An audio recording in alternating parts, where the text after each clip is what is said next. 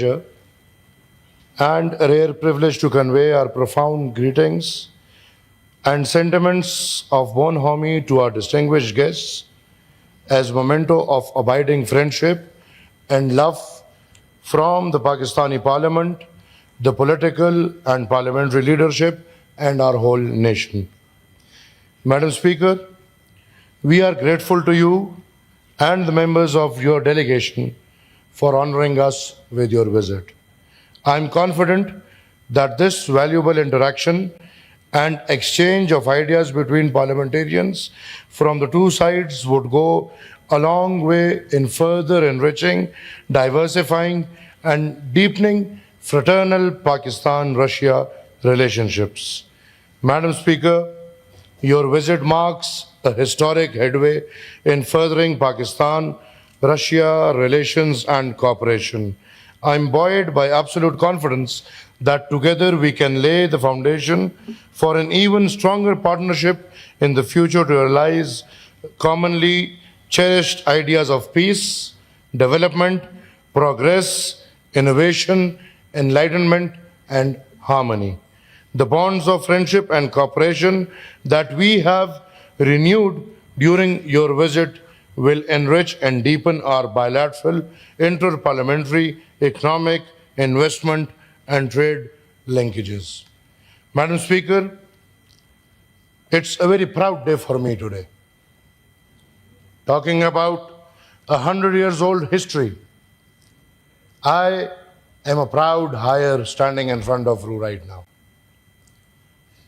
Let's remember my great-grandfather and my grandfather, Khan Abdul Ghaffar Khan and Khan Abdul Wali Khan, who both are now late, who just for this ideology and mindset that we must have friendly relationships with our neighboring country, regional countries, have been labeled traitors in Pakistan, as we said before, have been labeled agents of Russia.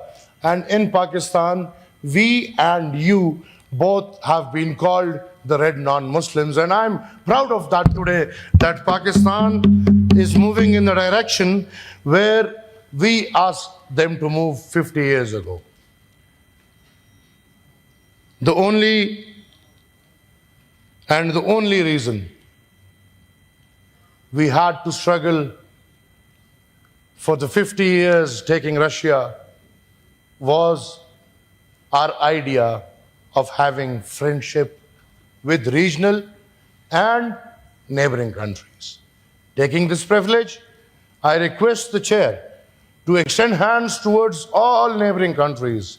We must have a friendship criteria before everything.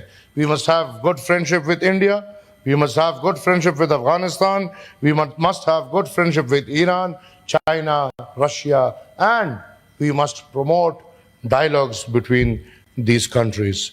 Madam Chairman, I, as the chairman of Awami National Party, would like to bring it in your notice that in my headquarters in Peshawar, Bacha Khan Markaz, we have had an exchange of poetry between Russia and Pukhtuns. Alexander Pushkin's statue is there in Bacha Khan Markaz, where anyone can go and find it, and the ambassador knows it very well. And in return, our national poet, Khan Abdul Ghani Khan, his statue is there in Russia, and this shows the tie between Russia and Awami National Party and the Pushtun nation. Madam Chairman, just to remind everyone, in 80s, we had a students' exchange program where people from Awami National Party, the Pukhtuns, used to be sent to Russia where they would study on scholarship, and at this moment there are thousands and thousands of Pukhtuns living in Russia, living their lives over there after that program, and we would love that program to be reinitiated, and we would love student exchange programs and some more technical programs over there. Madam Speaker, history is history, but we cannot live in history. We must learn from history And then we must move on. History might be brutal. Let me state that. Sitting and standing in my country, have to face a lot of troubles. But again I say, history might be brutal. But Madam Speaker, as I said, we have to learn lessons and we have to move on. And your visit and this delegation's visit to Pakistan shows that yes, we are moving on. And countries or nations decide with their minds, not with their hearts. We have to leave our hearts aside, and minds at this time says that you need us and we need you. Russia needs Pakistan and Pakistan needs Russia, and this bilateral relation is the need of the hour, was the need of the hour, and will be the need of the hour. Whatever, Madam Speaker, is happening is our dream. My ancestors, with hundreds of thousands of workers, dreamt to have a good relationship with Russia as a country and Russia as a nation. We must work at every level to make these bonds strong. May it be between country to country or may it be between nations to nations. We must work on nations to nations relations. We must work on business. We must work on trade. We must have expertise exchange program. We must have technical exchange program. And as Madam Chairman, I said, we must work at every level to make the bonds between Russia and Pakistan the strongest bonds that people must relate to.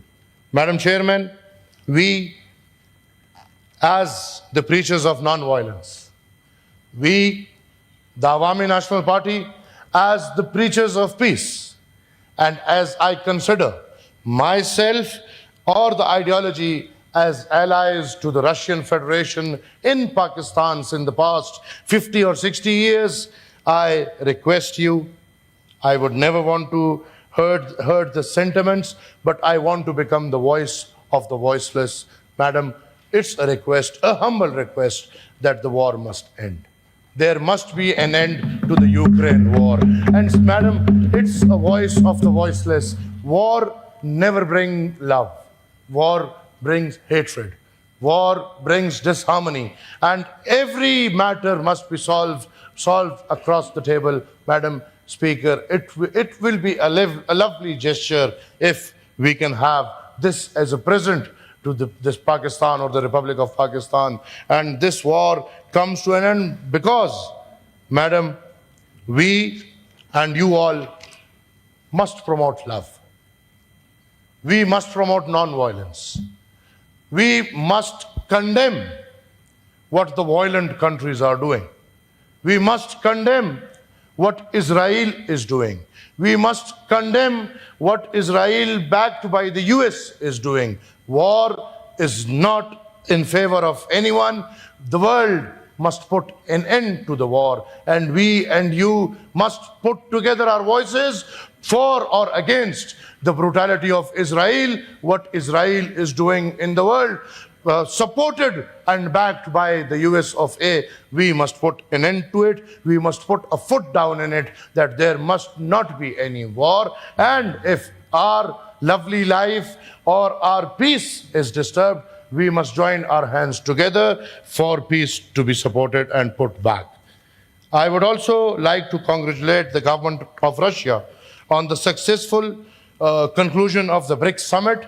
And Madam Speaker, we, Pakistan, would love to be part of your summit. We would love to be part of the BRICS. And it's again voice of all Pakistan nation that you put our word ahead, and Pakistan must be part of the BRICS. I would also request the government of Russia to consider the installation of a small atomic power station in Pakistan, which is already in process. And as I've been to Russia, and I know what a lovely country, what a lovely nation, working on 100 regional languages. My God, we cannot work on one language. Russia is working on 100 regional languages, and I salute that country just because of this.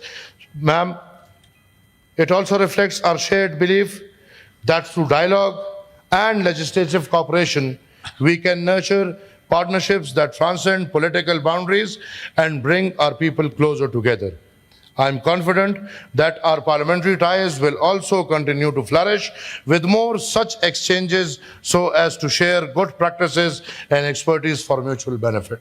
Madam Chairman, on this note, I once again welcome and greet Your Excellency in our midst, confident that the friendship between Pakistan and Russia would grow from strength to strength and generation to generations in year to come. I thank you. No permission. Madam Speaker,